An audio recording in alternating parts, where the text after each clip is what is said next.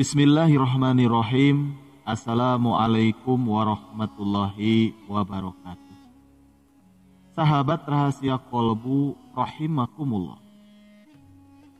Kematian merupakan hal yang paling berat yang akan kita hadapi. Hingga munculnya keyakinan bahwa ketika seseorang meninggal dunia, pada waktu 40 hari setelah kematiannya, ruh seseorang masih berada di rumahnya.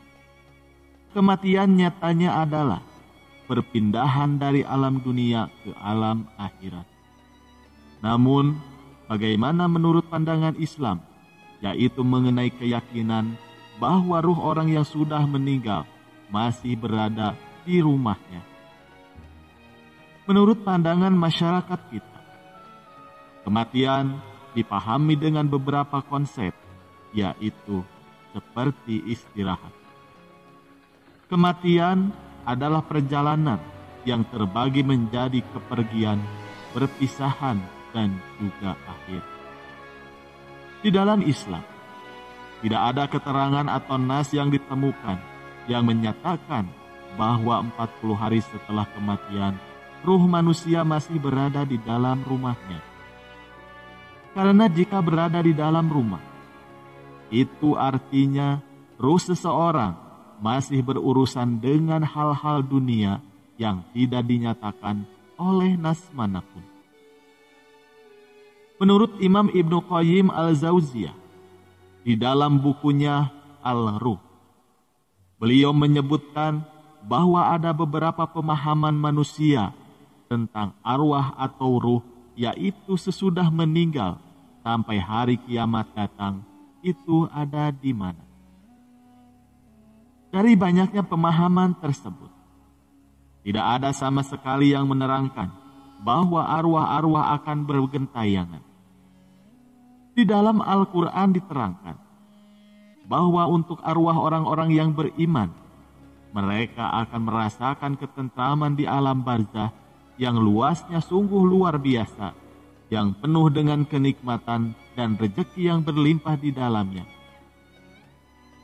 Seperti firman Allah di dalam Al-Quran surat Al-Isra ayat 36. Janganlah kamu mengikuti sesuatu yang kamu tidak mempunyai pengetahuan tentangnya. Sesungguhnya pendengaran, penglihatan, dan hati, semuanya akan dimintai pertanggungjawaban. Setelah kita baca keterangan tersebut, dapat kita simpulkan bahwa ruh akan berada di alam barzah atau alam kubur.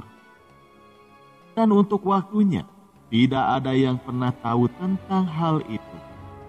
Semua manusia yang sudah meninggal nantinya akan dibangkitkan kembali, yaitu dengan ditandai oleh bunyi sangkakala yang ditiup oleh malaikat Israfil.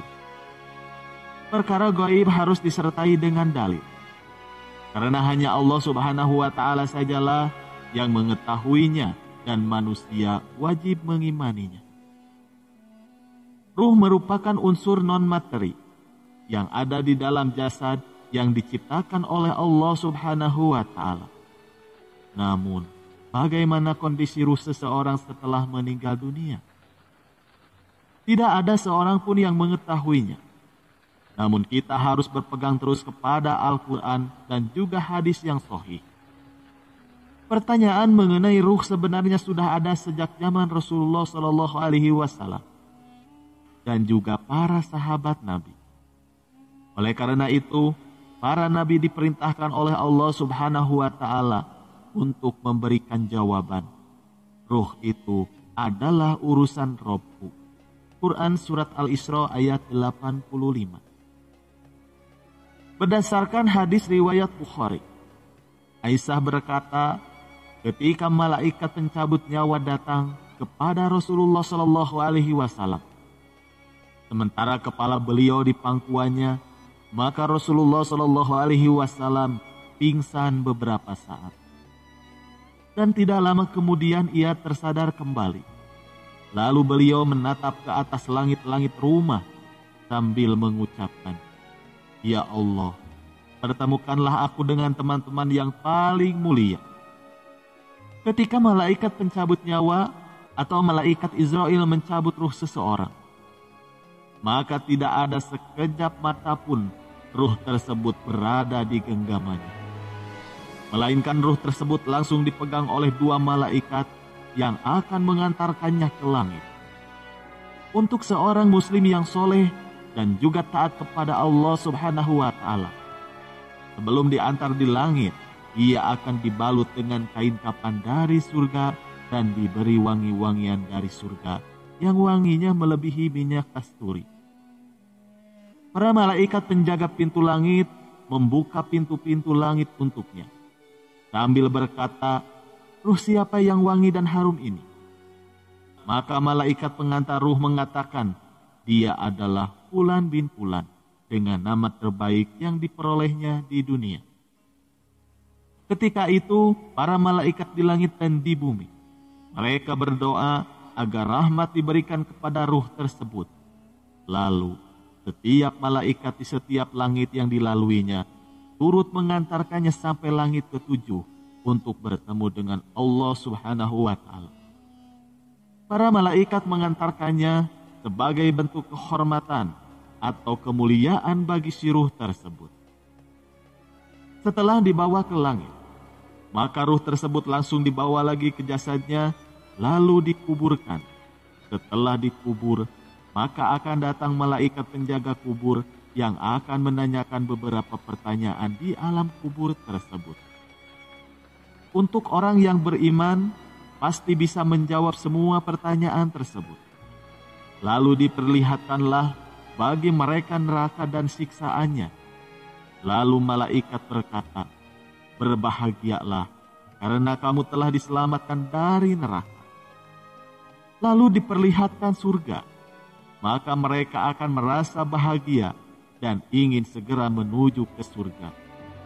Maka seketika itu kubur tersebut diluaskan, dan orang ini berada di alam kubur atau alam barzah sampai kiamat datang.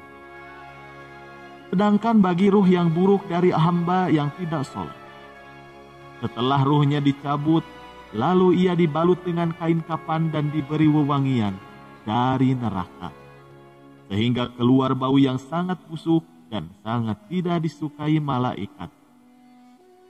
Setiap malaikat yang dilaluinya, mereka akan melaknatnya.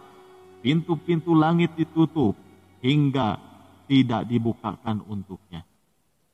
Setiap malaikat berdoa agar ruhnya tidak naik ke arah mereka.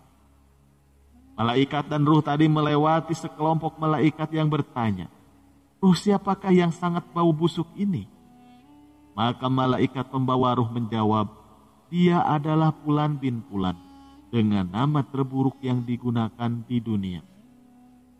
Malaikat penjaga pintu tetap tidak membukakan pintu langit. Lalu Allah Subhanahu wa Ta'ala berfirman, "Sesungguhnya orang-orang yang mendustakan ayat-ayat kami dan menyombongkan diri terhadapnya, sekali-kali tidak akan dibukakan bagi mereka pintu-pintu langit, dan tidak pula mereka masuk surga hingga onta masuk ke lubang jarum." Quran Surat Al-A'raf ayat 40. Demikian yang bisa kami sampaikan mengenai 40 hari setelah meninggal dunia. Semoga dapat meningkatkan keimanan kita kepada Allah Subhanahu wa Ta'ala. Amin ya Allah ya Rabbal Alamin. Wassalamualaikum warahmatullahi wabarakatuh.